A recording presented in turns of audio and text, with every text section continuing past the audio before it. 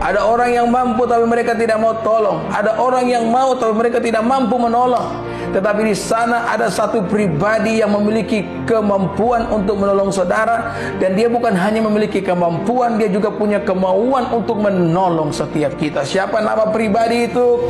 Maka dengan lantang saya mau katakan namanya adalah Tuhan Yesus Kristus. Dia pribadi yang mampu menolong kita dan dia juga punya kemauan untuk menolong saya dan saudara. Haleluya. Satu kali ada seorang kusta datang kepada Yesus. Ya, kehadiran Yesus benar-benar luar biasa di zaman itu. Di zaman itu orang sakit begitu banyak dengan penyakit-penyakit yang aneh-aneh, dengan penyakit-penyakit yang sulit untuk disembuhkan. Tetapi ingat, Yesus punya kemampuan itu. Haleluya.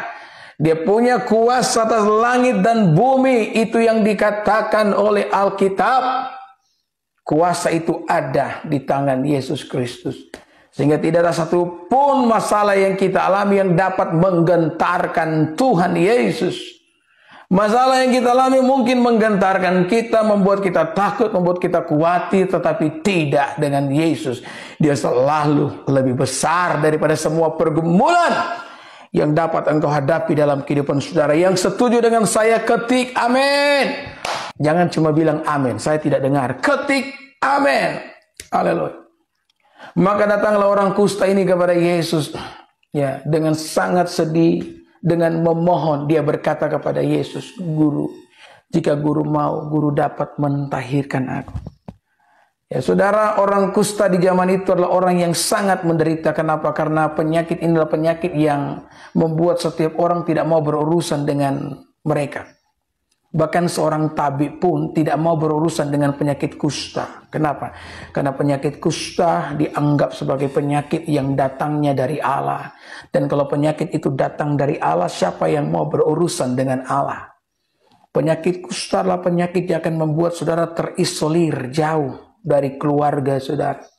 Sama seperti seseorang yang mengidap penyakit virus corona. Kita semua punya pengalaman itu.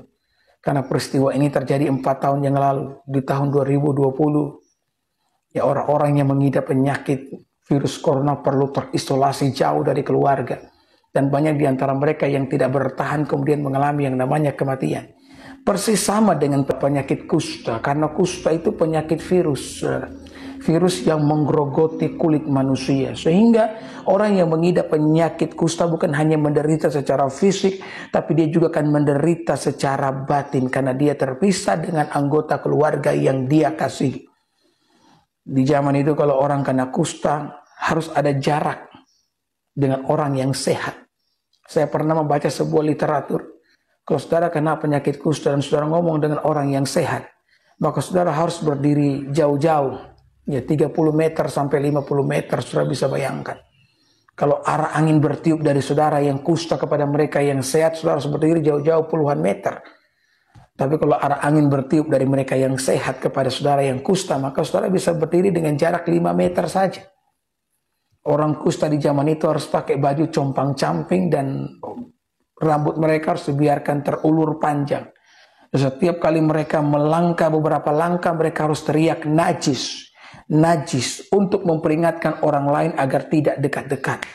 Bahkan mereka akan menggunakan lonceng, kalung lonceng yang kecil di batang leher mereka. Ya, ketika lonceng itu bunyi, mereka teriak najis, najis, najis.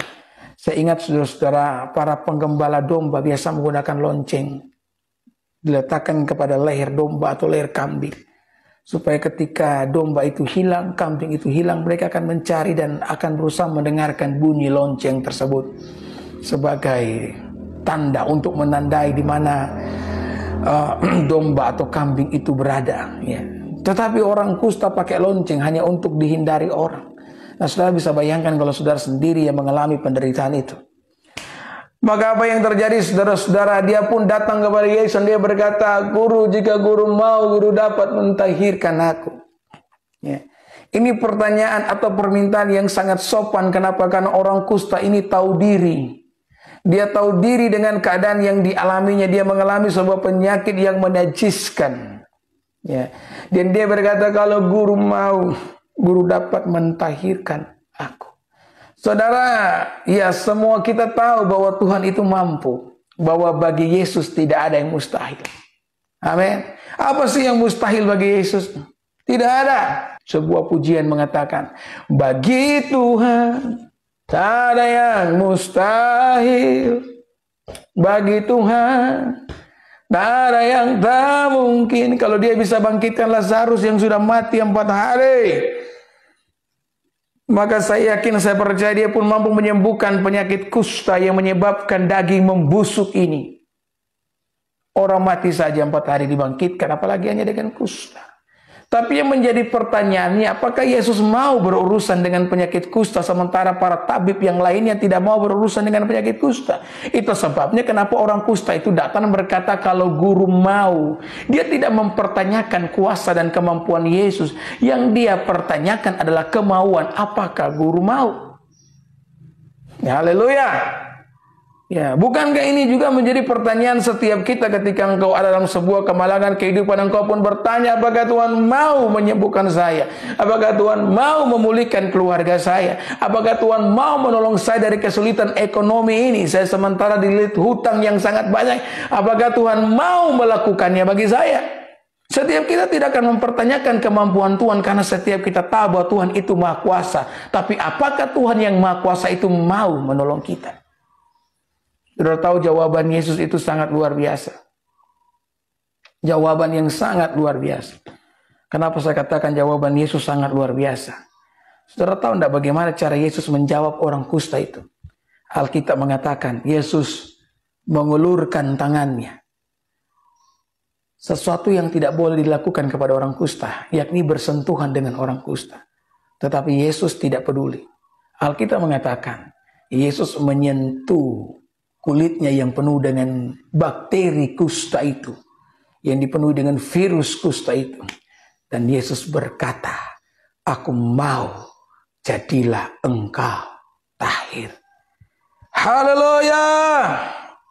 Saudara, ini kebenaran firman Tuhan, bahwa Allah bukan hanya punya kuasa itu, tapi dia juga punya kemauan itu. Dia peduli dengan setiap kita. Saya yakin, saya percaya orang kusta itu pasti kaget ketika dia mendapatkan sentuhan tangan daripada Yesus. Kenapa? Karena sudah lama rasanya tidak ada orang yang mau menyentuh dia. Jadi sentuhan tangan Yesus bukan hanya melenyapkan virus kusta yang ada pada kulitnya. Sentuhan tangan Kristus membuat dia merasa seperti manusia lagi. Ya. Orang-orang memandang dia dengan penuh hina, orang-orang memandang dia dengan penuh rendah. Tidak ada seorang pun yang mau berurusan dengan dia, bahkan menyentuhnya saja tidak mau. Tetapi Yesus menyentuhnya, dan sentuhan Yesus membawa pemulihan, kesembuhan bagi orang kusta ini. Saudara ingat bahwa ketika manusia diciptakan oleh Tuhan, Tuhan tidak hanya sekadar berfirman jadilah manusia seperti sebagaimana dia menciptakan langit dan bumi. Dia hanya sekadar berfirman, tidak. Ketika dia menciptakan kita, dia membentuk kita dari debu dan tanah. Saudara-saudara, maka sentuhan yang sama yang dialami oleh orang kusta ini, sehingga orang kusta ini mengalami pemulihan dan kesembuhan. Hari ini engkau yang sementara meragukan Tuhan, ya, engkau yang sementara meragukan kasih Tuhan di dalam kehidupan saudara, maka terimalah firman Tuhan. Dengarkanlah firman Tuhan pada hari ini bahwa Tuhan adalah Allah pribadi yang peduli dengan setiap kita.